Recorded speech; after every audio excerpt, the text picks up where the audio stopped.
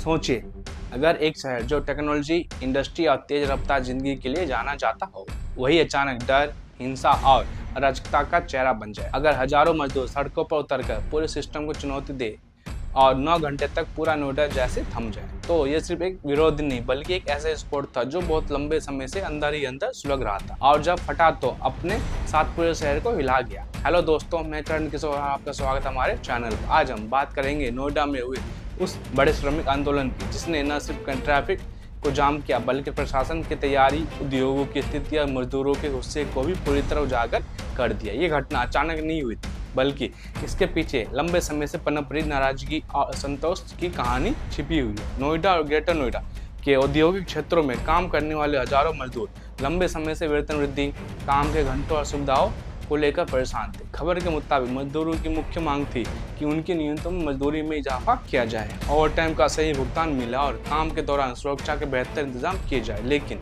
जब बार बार अपनी बात रखने के बावजूद कोई ठोस कार्रवाई नहीं हुई, तो मजदूरों का गुस्सा धीरे धीरे भड़कने लगा। इस आंदोलन की चिंगारी उस समय भड़की जब कुछ जगहों पर मजदूरों के साथ कथित तौर पर गलत व्यवहार और दबाव की खबरें सामने आई। इसके बाद अलग अलग उद्योगिक इकाइयों के मजदूर एकजुट होने लगे और देखते ही देखते हजारों की भीड़ सड़कों पर उतर आई। शुरुआत में ये विरोध शांतिपूर्ण था, लेकिन जैसे जैसे भीड़ बढ़ती गई, स्थिति नियंत्रण से बाहर होती चली गई। मजदूरों ने सड़कों को जाम करना शुरू कर दिया, जिससे नोएडा, ग्रेटर नोएडा एक्सप्रेसवे और आसपास के इलाकों में लंबा ट्रैफिक जाम लग गया। यह जाम इतना भयानक था कि लोग घंटों तक अपनी गाड़ियों में फंसे रहे। ऑफिस जाने वाले कर्मचारी देर से पहुंचे, स्कूल बसें रास्ते में अटक गई और यहाँ तक कि एम्बुलेंस भी जाम में फंस गई। लेकिन मामला सिर्फ जाम तक सीमित नहीं रहा। कुछ ही देर में भीड़ का एक हिस्सा उग्र हो गया और कई जगहों पर पथराव शुरू कर दिया।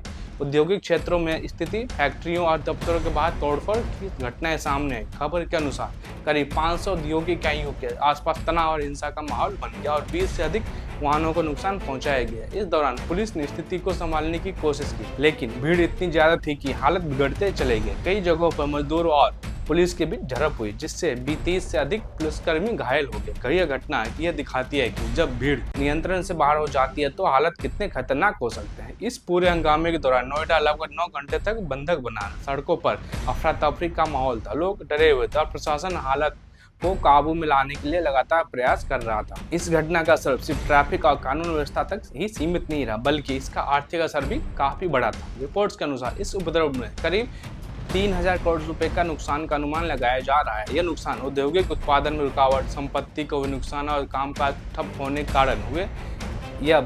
आंकड़ा बताता है कि कारण हुआ। यह आंकड़ा यह बताने के लिए काफी है कि इस तरह की घटनाएं सिर्फ एक दिन की समस्या नहीं होती, बल्कि उनका लंबे समय तक बना रहता है। अब बात करते हैं कि प्रशासन की प्रतिक्रिया। शुरुआत में प्रशासन इस स्थिति को समझने और संभालने में थोड़ा पीछे रह गया, जिससे हालात और बिगड़ गए। लेकिन बाद में पुलिस बल को बढ़ाया गया, अतिरिक्त सुरक्षा बल तैनात किए गए और धीरे धीरे स्थिति को नियंत्रण में लाया गया। करीब 200 उपद्रवियों को हिरासत में लिया गया और बाकी की पहचान के लिए सीसीटीवी फुटेज खंगाले जा रहे। सरकार ने भी इस मामले को गंभीरता से लिया और जांच के आदेश दिए। अधिकारियों का कहना है कि मजदूरों की समस्याओं को सुना जाएगा और उनका समाधान निकालने की कोशिश की जाएगी, लेकिन हिंसा और कानून तोड़ने वालों के खिलाफ सख्त कार्रवाई की जाएगी। इस घटना में एक और महत्वपूर्ण पहलू सामने आया, बाहरी तत्वों की भूमिका।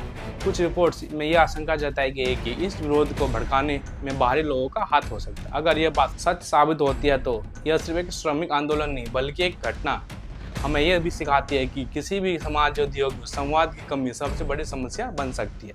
सहयोग और समझदारी ही वो रास्ता है जिससे इस तरह के संकटों से बचा जा सकता है। अब देखना यह होगा कि इस घटना से क्या सबक लिया जाता है और आने वाले समय में क्या बदलाव किए जाते हैं, क्योंकि अगर सब कुछ ऐसे ही चलता रहा तो अगला विस्फोट शायद और भी बड़ा हो सकता है। धन्यवाद।